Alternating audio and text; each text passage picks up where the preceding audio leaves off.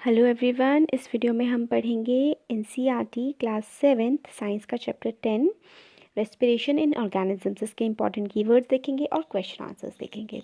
तो स्टार्ट करते हैं। पहला है aerobic respiration. If food is broken down with the use of oxygen it is called aerobic respiration. तो अगर जो हमारा फूड है, जो हमारी बॉडी में खाना जा रहा है, वो उसको ब्रोक डाउन करना पड़ता है एनर्जी रिलीज़ करने के लिए, अगर वो ऑक्सीजन की प्रेजेंस में हो रहा है ब्रेक डाउन, तो उसको हम कहेंगे aerobic respiration. Anaerobic respiration if breakdown of food occurs without the use of oxygen, या फिर हम कह सकते हैं in absence of oxygen the respiration is called an aerobic respiration. तो अगर ऑक्सीजन की सप्लाई कम होती है, ऑक्सीजन नहीं प्रेजेंट होती, तो जो फूड ब्रेक डाउन होता है वो किस प्रोसेस से होता है? N aerobic. एरोबिक का मतलब एयर की प्रेजेंस होना, ऑक्सीजन की प्रेजेंस होना।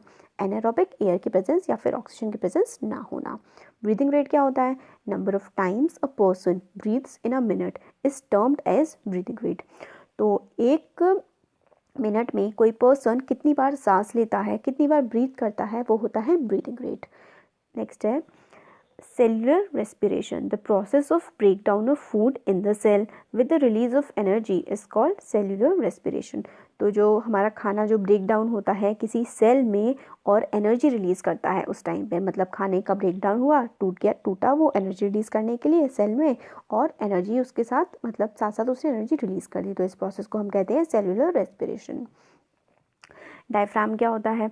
A large muscular sheet called diaphragm forms the floor of the chest cavity. Breathing involves the movement of diaphragm and the rib cage.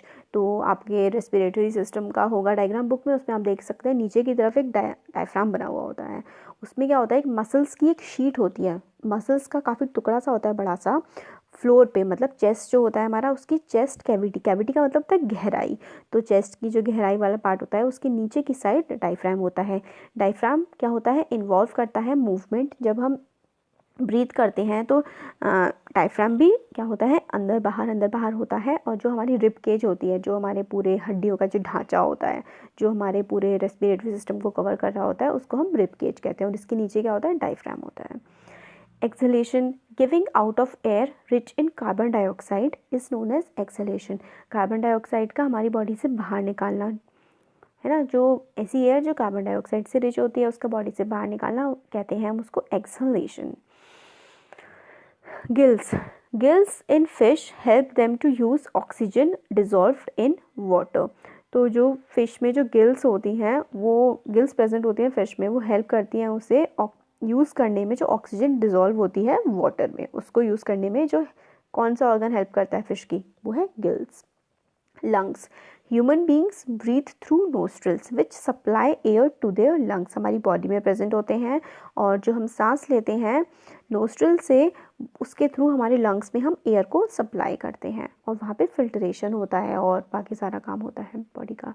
जो कहते हैं ना कि लंग्स हमारे, मतलब फेफड़े ख़राब हो जाएंगे, ये सब धुआं मत सूंघो, तो वो लंग्स में ही हमारी सारी जो ऑक्सीजन है वो जाती है। Inhalation, the taking in of air rich in oxygen into the body is called inhalation. Inhalation का मतलब होता है ऐसी एयर लेना जिसमें ऑक्सीजन की मात्रा काफ़ी ज़्यादा प्रेजेंट हो, ऑक्सीजन का बॉडी में जाना होता है इनहेलेशन, सांस लेना। एक्सहेलेशन होता है सांस बाहर छोड़ना। Spiracles. A cockroach has small openings on the sides of its body. These openings are called spiracles through which air enters in the cockroach.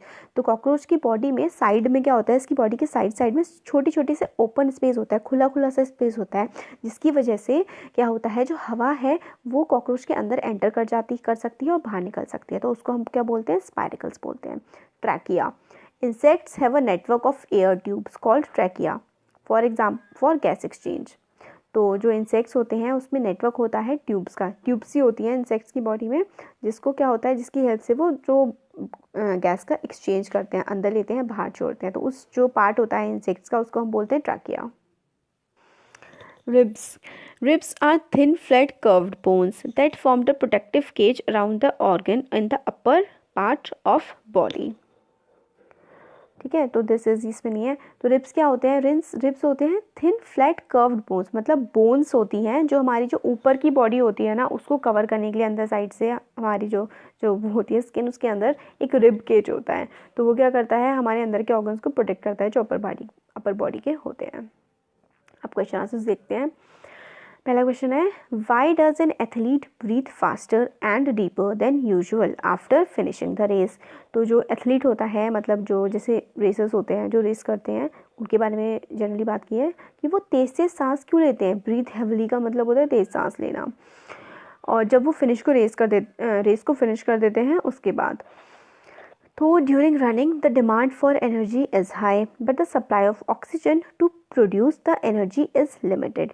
मतलब जब भाग रहे होते हैं तो एनर्जी की डिमांड, बहुत ज़्यादा एनर्जी चाहिए होती है बॉडी में, बहुत ज़्यादा हाई होती है, मगर क्या होता है सप्लाई जो होती है ऑक्सीजन की जिसकी वजह से एनर्जी प्रोड्यूस हो सके वो काफ़ी कम हो जाती है। Then anaerobic respiration takes place in the muscles. फिर क्या होता है जब ऑक्सीजन की सप्लाई हमारी बॉडी में कम होती है तो कैसा रेस्पिरेशन होता है, एनएरोबिक रेस्पिरेशन होता है तब हमारी बॉडी में। Anaerobic respiration takes place in the muscles cells to fulfill the demand of energy by supplying more oxygen to the cell। तो anaerobic respiration होने लगता है जिसमें मतलब जो कम ऑक्सीजन वाली एयर होती है वो हमारी बॉडी में जाने लगती है फिर उसके ताकि एनर्जी प्रोड्यूस हो सके। This is the reason behind fast and deep breathing of athlete after finishing the race. तो स्टार्टिंग में क्या होता है ऑक्सीजन की कमी हो गई होती है, अब एनर्जी की ज़रूरत होती है, फिर बाद में क्या होता है जो एथलीट होता है वो खूब तेज तेज सांस ले रहे होते हैं ताकि ऑक्सीजन की जो सप्लाई है बॉडी में हो और जो वो बॉडी में थोड़ी एनर्जी उनकी आ पाए। फिर नेक्स्ट है, list the similarities and difference between aerobic and anaerobic respiration. तो हमें कुछ तो सिमिलैरिटी बतानी है, मतलब क्या समानताएं हैं एरोबिक और एनएरोबिक रेस्पिरेशन में और क्या डिफरेंसेस हैं। तो पहले सिमिलैरिटीज़ देख लेते हैं। एनर्जी इज़ रिलीज्ड, दोनों में एनर्जी रिलीज़ की जाती है हमारी बॉडी में, और कार्बन डाइऑक्साइड इज़ प्रोड्यूस्ड, दोनों में ही कार्बन डाइऑक्साइड प्रोड्यूस होती है। डिफरेंस क्या है, काफ़ी सारे डिफरेंसेस हैं। एरोबिक जो है it takes place in presence of oxygen, main difference oxygen की प्रेजेंस में होता है एरोबिक। एनारोबिक होता है it takes place in the absence of oxygen, जब ऑक्सीजन नहीं प्रेजेंट होती तब एनारोबिक रेस्पिरेशन होता है। Its end products are carbon dioxide and water. इसके जो एंड प्रोडक्ट्स होते हैं एरोबिक के, मतलब जब एरोबिक रेस्पिरेशन हो जाती है तो बाहर क्या निकलता है बॉडी से, कार्बन डाइऑक्साइड और वाटर। और एनारोबिक में क्या होता है लैक्टिक एसिड बनता है जिसकी वजह से मसल्स में पेन होने लगता है लैक्टिक एसिड फॉर्मेशन की वजह से, और कार्बन डाइऑक्साइड या फिर अल्कोहल जैसी जो फॉर्म होती है उस टाइप के फॉर्म में बाहर निकलती है हमारी बॉडी से रेस्पिरेशन एनारोबिक जो होता है। It produce large amount of energy. Aerobic में एनर्जी काफ़ी ज़्यादा प्रोड्यूस होती है और एनएरोबिक रेस्पिरेशन में small amount of energy produce होती है क्योंकि ऑक्सीजन की सप्लाई कम होती है और एनर्जी के रिलीज़ के लिए ऑक्सीजन की ज़रूरत होती है। इसलिए एनएरोबिक में जब ऑक्सीजन की सप्लाई कम होती है तो एनर्जी भी कम प्रोड्यूस होती है। फिर एग्जाम्पल दिए गए हैं, कहाँ होता है एरोबिक, प्लांट्स में और एनिमल्स में, और एनारोबिक होता है येस्ट में, बैक्टीरिया में और ह्यूमन मसल सेल्स में जब ऑक्सीजन की कमी हो जाती है। कर्ड जो जमती है वो इसी की हेल्प से जमती है ना, एनारोबिक रेस्पिरेशन। और जो केक बनता है, ईस्ट बनता है, ये सब एनारोबिक रेस्पिरेशन से होता है। नेक्स्ट क्वेश्चन है, why do we often sneeze when we inhale a lot of dust laden air. हमें क्यों छींक आ जाती है, स्नीज का मतलब होता है छींक आ जाना। जब मतलब हमें छींक क्यों आ जाती है, जब इनहेल कर लेते हैं, मतलब सांस ले लेते हैं, बहुत सारी मिट्टी जब हमारी नाक के अंदर चली जाती है तो हमें छींक आ जाती है, ऐसा क्यों होता है। तो इसका है answer, the air around us has various types of unwanted particles such as smoke, dust etcetera. When we inhale, the particles get trapped in the hair present in our nasal cavity and create irritation that leads to sneezing। तो हमारे आसपास जो हवा होती है उसमें बहुत सारे ऐसे पार्टिकल्स होते हैं जिनकी हमारी बॉडी को ज़रूरत नहीं होती है, जैसे कि स्मोक हो गया, धुआं, धूल मिट्टी वगैरह। तो जब हम इसको इनहेल कर लेते हैं, जब सांस के थ्रू हम ले लेते हैं, तो जो पार्टिकल्स हैं, जो अनवांटेड पार्टिकल हैं, वो हमारे नाक के जो बाल होते हैं उसमें जा कर के फंस जाते हैं और नेज़ल कैविटी बोलते हैं, और नेज़ल कैविटी का पार्ट है जो बाल हैं और नाक हमारी, तो उसमें फिर इरिटेशन करते हैं। मतलब वो अनवांटेड पार्टिकल्स होते हैं, ज़रूरत नहीं होती है हमारी बॉडी को, तो इसलिए हमारी नाक में इरिटेशन करते हैं और जिसकी वजह से हमें छींक आ जाती है। फिर नेक्स्ट क्वेश्चन है, take 3 glass tubes, fill 3/4 of each with water. Table ABC, keep a small in the test tube A की, अच्छा snail keep a snail in test tube A, a water plant in the test tube B and C, keep snail and plant both, which test tube would have highest concentration of carbon dioxide. तो मतलब हमें 3 test tube लेनी है, तीनों को 3/4 मतलब 3/4 भर देना है, मतलब थोड़ा सा ही खाली रखना है।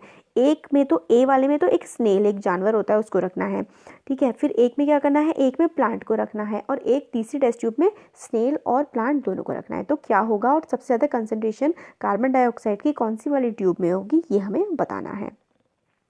इसका आंसर है टेस्ट ट्यूब ए जो होगी, जिसमें क्या था, जिसमें स्नेल था, उसमें सबसे ज़्यादा कंसंट्रेशन होगी कार्बन डाइऑक्साइड की। Test tube A will have highest concentration of carbon dioxide because snail is an organism that breathes in oxygen, oxygen अंदर लेता है, and gives out carbon dioxide, और वो बाहर क्या निकाल देता है अपनी बॉडी से, कार्बन डाइऑक्साइड को बाहर निकाल देता है। तो टेस्ट ट्यूब ए जो है उसमें सबसे ज़्यादा कंसंट्रेशन ऑफ कार्बन डाइऑक्साइड होगी, क्योंकि स्नेल एक ऑर्गेनिज्म है, वो कार्बन डाइऑक्साइड बाहर निकालता है, ऑक्सीजन ले लेता है।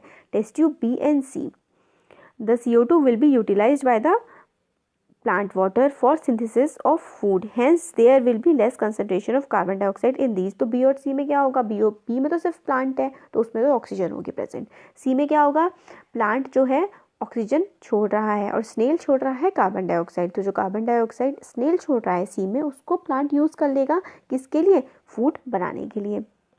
अब कुछ एक्स्ट्रा क्वेश्चन है जो काफ़ी इंपॉर्टेंट है, वो देख लेते हैं। Name the respiratory organ of the following. Fish किससे सांस लेते हैं, गिल्स से सांस लेते हैं। प्लांट्स किससे लेते हैं, स्टोमेटा से, हमने बहुत बार पढ़ चुके हैं हम। अर्थवॉर्म अपनी स्किन से सांस लेते हैं। फ्रॉग्स के पास तो हमारे जैसे लंग्स होते हैं, वो स्किन से भी सांस लेते हैं। इंसेक्ट्स के पास होते हैं स्पाइरल्स, वो भी हमने पहले पढ़ा था। अब ये है why we start yawning while sleeping. जब हम लोग सो जाते हैं तो हम यॉर्निंग कैसे करने लगते हैं, जैसे कि होता है ना मतलब थोड़े थोड़े वो बड़ी सी उबासी लेना या फिर खर्राटे लेना। तो during drowsiness our breathing rate slows down, the lungs do not get enough oxygen from the air resulting in yawning. या फिर जो खर्राटे होते हैं उसमें yawning brings extra oxygen in lungs and helps to, मतलब वेक, मतलब कि हम लोग को ढंग से सांस मिल पाए ऑक्सीजन। तो जब हम लोगों को आधी आधी नींद में होते हैं तो कई बार क्या होता है कि हमारी जो लंग्स में ऑक्सीजन की सफिशिएंट सप्लाई नहीं हो पाती है हवा में से, तो इसलिए हम लोग क्या है खर्राटे लेने लगते हैं या फिर यॉर्निंग करने लगते हैं, ताकि हम लोग के लंग्स में उतनी जो है ऑक्सीजन पहुँच जाए जितनी हमें ज़रूरत है। अब वन वर्ड है the air tubes of insect. Insect की एयर ट्यूब को हमने पढ़ा था, क्या कहते हैं, ट्रैकिया कहते हैं। Skeletal structure surrounding chest cavity, जो स्केलेटल सा होता है स्ट्रक्चर होता है, रिब्स के बारे में पढ़ा था ना हमने कि स्केलेटल स्ट्रक्चर होता है, बोन्स का बना होता है, हमारे जो चेस्ट कैविटी को प्रोटेक्ट करता है वो होता है ribs. Muscular floor of chest cavity, जो चेस्ट कैविटी के नीचे वाला पार्ट होता है मसल्स का बना हुआ, क्या पढ़ा था हमने, डायफ्राम बोलते हैं उसे। Tiny pores on the surface of leaves, stomata होते हैं छोटे छोटे पोर्स जिसके से ऑक्सीजन और कार्बन डाइऑक्साइड इनटेक एक्सचेंज होते हैं, ऐसे करके वो स्टोमेटा से होते हैं। Small openings on the sides of body of insects, spirals, हमने कॉकरोच का पढ़ा था अभी अभी। Respiratory organs of human beings, lungs होते हैं। Openings through which we have nostrils, मतलब हमारी नाक के बीच में वो होती है ना ओपनिंग, तो उसको नोस्ट्रल्स बोलते हैं। और एरोबिक ऑर्गेनिज्म कौन से होते हैं, हमने एग्जाम्पल में देखा था ईस्ट होते हैं। और ऑर्गेनिज्म विद ट्रैकियल सिस्टम क्या होते हैं, आंट होते हैं, इसमें ट्रैकिया होता है। तो हो गया हमारा chapter complete. Thank you so much. आपको कैसा लगा कमेंट सेक्शन में कमेंट करके बता सकते हैं। अच्छा लगा तो वीडियो को लाइक करिए, चैनल को सब्सक्राइब करिए और वीडियो को अपने फ्रेंड्स के साथ भी शेयर करिए। Thank you.